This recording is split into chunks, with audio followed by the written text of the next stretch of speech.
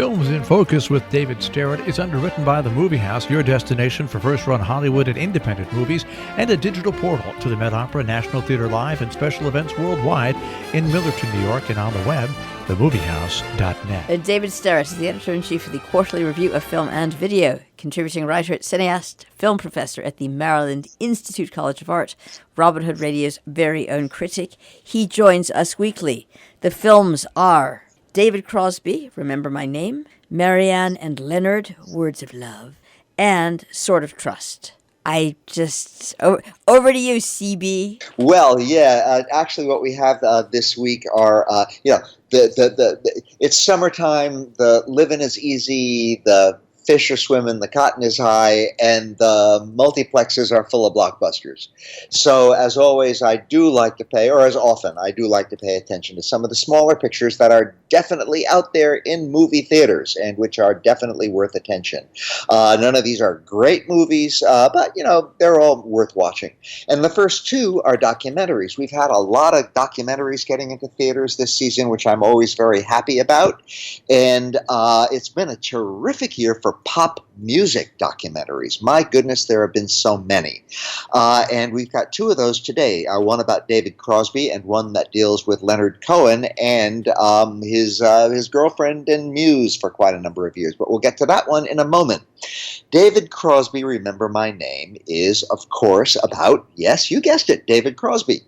And he was, of course, an important solo rocker, but most famous for being a member, first of the Byrds, but later on of Crosby, Stills and Nash, and then of Crosby, Stills, Nash and Young. And, it's kind of funny. Recently I talked about another, not pop music documentary, but another music documentary that's out right now, Pavarotti. And I was talking about how Luciano Pavarotti, it's a very nice documentary, that film about him by Ron Howard, and you get to hear a lot of lovely music in it and all of that. But, when it comes to drama, like Pavarotti sort of like around when he was sort of middle-aged, he had an affair and it busted up his marriage. So this is very sad for Pavarotti, but kind of bittersweet for Pavarotti and all of that. But it doesn't make for very dramatic movie watching. When you want the dramatic stuff, when you want the big stuff that you go to the movies for, then you got to go to the world of pop music. And both David Crosby and Leonard Cohen in today's movies offer us some of that, because these guys were into the drugs and the sex and the rock and roll and the whole business. So this is where you get into the really scandalous stuff.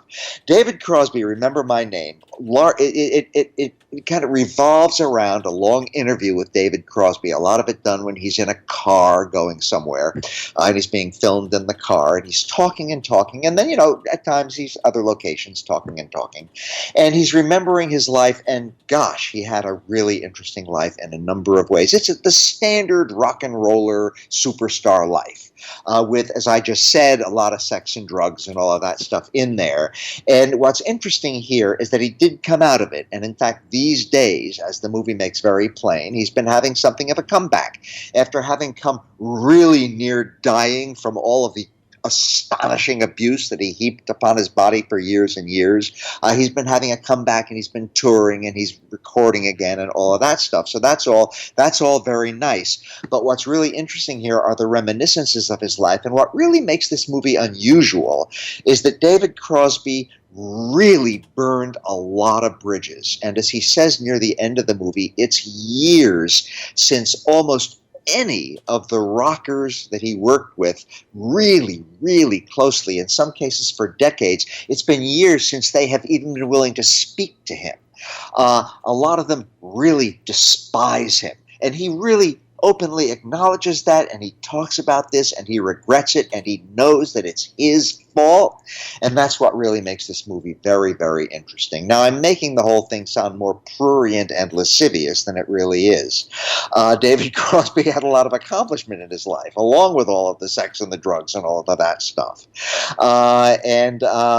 It's kind of standard human behavior that in the end he came around to where he is today, which is, he's really happily married, and he has a really steadfast wife who obviously loves him enormously, and she knows how fragile his health is because of all that astonishing abuse that he heaped on his body for years and years, plus simply the travails of old age. He's way up in his 70s now, and he has diabetes and various other ailments, and she really expresses an enormous amount of concern and love for him.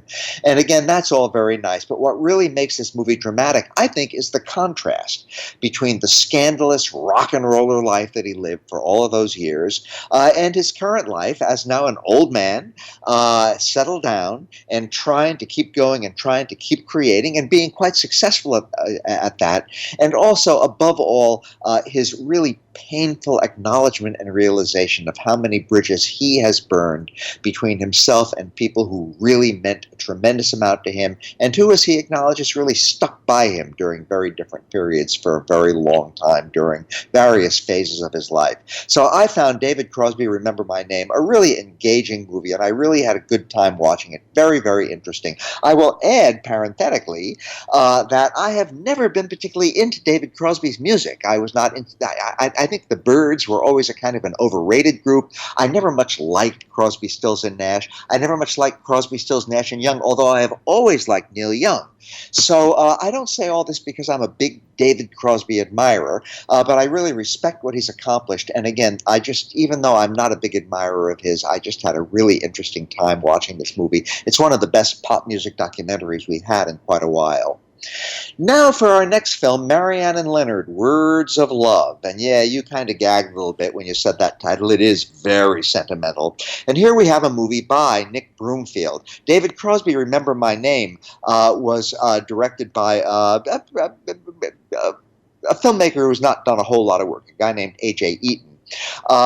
Marianne and Leonard, Words of Love, was directed by quite a major documentary maker, Nick Broomfield, an English guy, and he's made a lot of documentaries over the years, and he often inserts himself into his documentaries, often sort of obnoxiously. In this case, he inserts himself into it, but not a whole lot. The movie really is about Leonard Cohen, and also about a woman named Marianne Island, who was his muse and his lover for many years. And Nick Broomfield works into the movie that she was also his lover for a while, many, many years ago.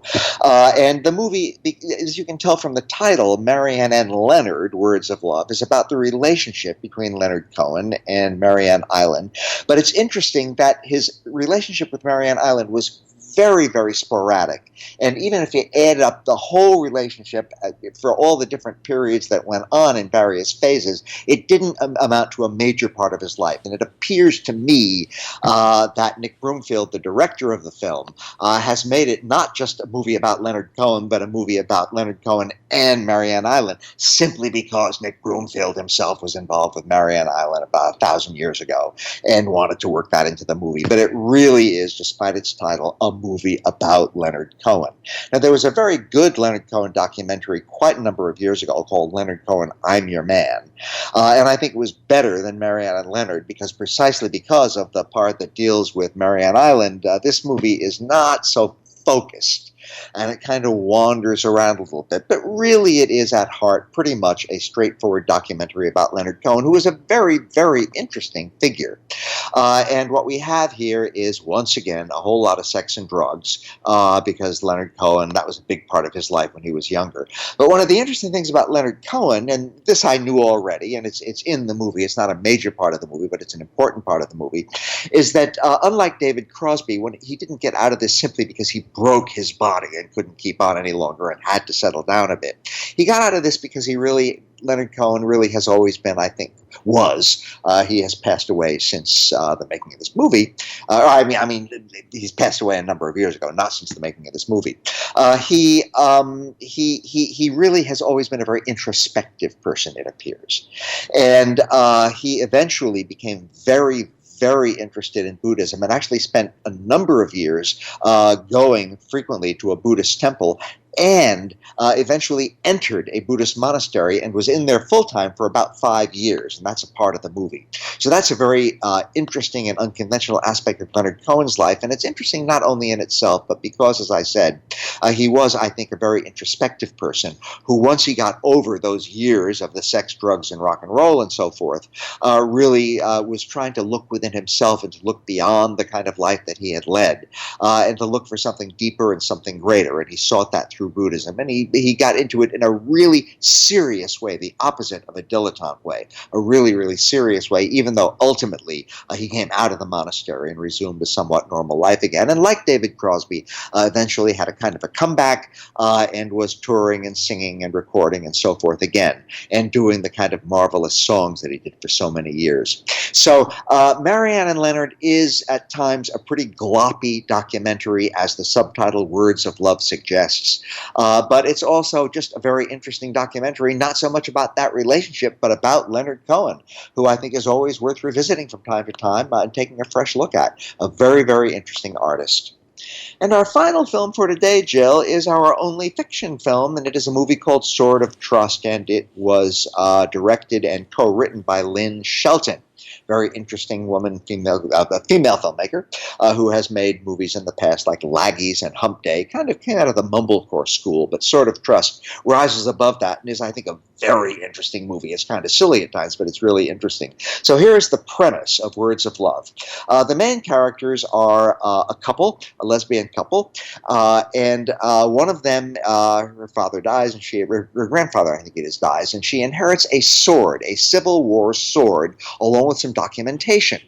Now, the documentation appears to be sort of loony. It appears that the old man, when he died, was no longer quite in his right mind, and he put together this little packet of documentation, and he wrote his own account of the sword, which really does not make any sense at all.